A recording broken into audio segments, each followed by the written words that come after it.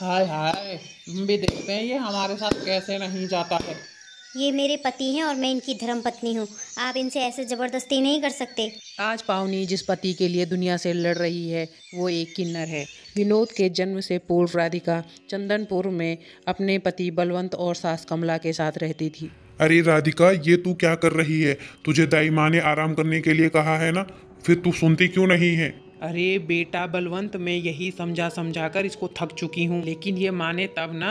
आ आ माँ जी बहुत दर्द हो रहा है। बलवंत बेटा, लगता है बहू को प्रसव पीड़ा शुरू हो गई है। तू जल्दी से जा और दाई माँ को बुला कर ला। माँ, आप राधिका का ध्यान रखिए, मैं अभी दाई माँ को बुला कर लाता हूँ। तब बलवंत जल्दी से जाकर गांव से दाई माँ को ले आता है। बलवंत और कमला बाहर ही खड़े थे, तभी दाई माँ अंदर से आती है। क्या हुआ सविता, तेरा मुंह क्यों उतरा हुआ है? जच्चा बच्चा दोनों ठीक तो है ना? अब क्या बोलूं अम्मा जी, तुम्हारी इस जन्म की भूल कह लो या फिर पिछले जन्म का कर्म कह लो, आपकी बहू ने किन्नर को जन्म दिया है। क्या जन्म भी दिया तो एक किन्नर को? सत्यानाश! अब क्या होगा? अब क्या होगा माँ? अब तो हम कहीं मुंह दिखाने के लायक नहीं रहे। सारे गांव वाले मुझे किन्नर का बाप कहेंगे।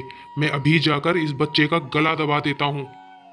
तभी दाई माँ वहां से चली गई और बलवंत तुरंत राधिका के कमरे में जाकर उस बच्चे का गला दबाने लगता है। नहीं नहीं, ये क्या कर रहे हो आप? छोड़ दीजिए मेरे बच्चे को। ये जैसा भी है, बदनसीब को मैंने अपनी कोख से जन्म दिया है। आप इसे छोड़ दीजिए। बलवंत, रहने दे इस नासपीटी को इस किन्नर के साथ। आजा बेटा, तू बाहर आ। तब बलवंत और कमला दोनों बाहर चले जाते हैं और राधिका उन दोनों की बात सुन लेती है। बलवंत, अभी इस बच्चे को हाथ लगाना ठीक नहीं है।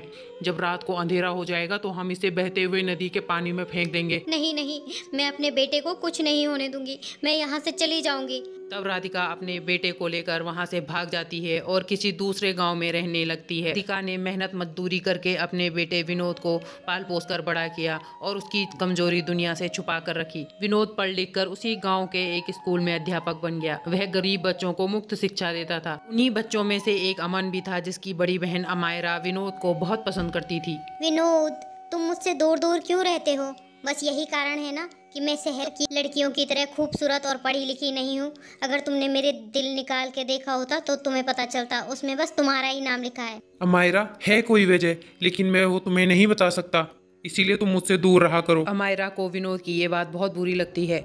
कुछ दिनों बाद अमायरा की शादी आकाश नाम के लड़के के साथ तय हो जाती है, लेकिन शादी के दिन आकाश के पिता दहेज की बहुत बड़ी मांग करते हैं। सेठ जी, मुझे कुछ दिनों की मोहलत तो दे दीजिए।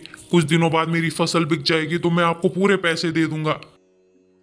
नहीं नहीं, तो फिर कुछ दिनों बाद ही हम बारात लेकर आएंगे। नहीं नहीं रामकिशन बाबू, ऐसा मत कहिए। बिन माँ की बच्ची है। अगर इसकी आज शादी नहीं हुई तो इससे कौन शादी करेगा? बदनामी हो जाएगी मेरी बिटिया की।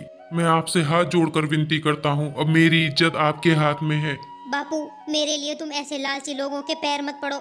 ऐसे लालची लोगों के घर में जाने से बढ़िया है कि मैं कुंवारी की कुंवारी ही रह जाऊं। जाते हैं तो जाने दो लालची लोगों को। मुझे ऐसे लालची लोगों के घर बहू बनकर नहीं जाना। चलो रे चलो, अब बारात वापस जाएगी। रुक जाइए सेठ जी, सेठ जी रुक जाइए, रुक जाइए। ये सदमा अमायरा बर्दाश्त नहीं कर पाती है और वह अपनी जान देने के लिए कुएं में कूद जाती है। अचानक विनोद उसे देख लेता है और फिर वह भी अमायरा को बचाने के लिए उस कुएं में कूद जाता है। जैसे तैसे वह अमायरा को ऊपर ले आता है। बेटा विनोद, मैं तुम्हारा ये एहसान जिंदगी भर नहीं भूलूंगा। तुमने आज मेरी बेटी को जीवन दान दिया है, नहीं तो आज मेरी बच्ची। दीदी, दीदी आंखें खोलो ना दीदी, क्या हुआ आपको दीदी? अमायरा की जान बच जाती है। अब उसके मन में विनोद के लिए और भी ज्यादा प्यार बढ़ गया था। वह किसी न किसी बहाने विनोद के घर जाया करती थी।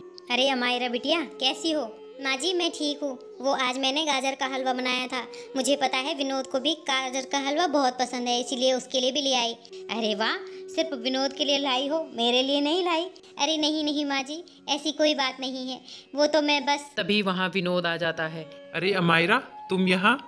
हाँ बेटा, अमायरा तुम्हारे लिए गाजर का हलवा बना कर लाई है। अच्छा माँ जी, अब मैं चलती हूँ। आप हलवा खाकर जरूर बताइएगा कि हलवा कैसा बना है। तब अमायरा वहाँ से शर्माते हुए चली जाती है और विनोद अपनी माँ से कहता है, माँ, अमायरा मेरी सच्चाई नहीं जानती। मैं नहीं चाहता उसकी जिंदगी मेरी वजह से खराब हो। वो मेरे लिए अपने मन में कुछ और ही सोच रही है। मैं चाहता हूँ वो मुझसे दूर ही रहे। वो ये बात नहीं जानती कि मैं एक किन्नर हूँ, मैं उसके लायक नहीं हूँ, मैं साधारण इंसान की तरह उसके काबिल नहीं हूँ। विनोद को लगता है कि अमायरा वहां से जा चुकी है, लेकिन वह दरवाजे के बाहर खड़ी होकर सारी बातें सुन लेती है। यह सब सुनकर उसके पैरों तले जमीन खिसक जाती है और आंखों में आंसू आ जाते हैं।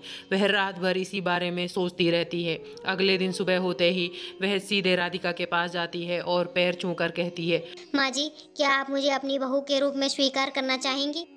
अमायरा बिटिया, तुम विनोद के बारे में नहीं जानती हो। विनोद, माँ जी, मैंने आपकी और विनोद की कल सारी बातें सुन ली थी। विनोद की सच्चाई जानकर तो विनोद के लिए मेरे मन में और भी प्रेम बढ़ गया है और वो पूरी तरीके से मेरे पति बनने लायक है। पिताजी ने जो लड़का मेरे लिए पसंद किया था वो तो दहेज के लालची निकले। ऐसे लालची लोगों से शादी करने से अच्छा है कि मैं विनोद जैसे नेक दिल इंसान से शादी कर लूँ।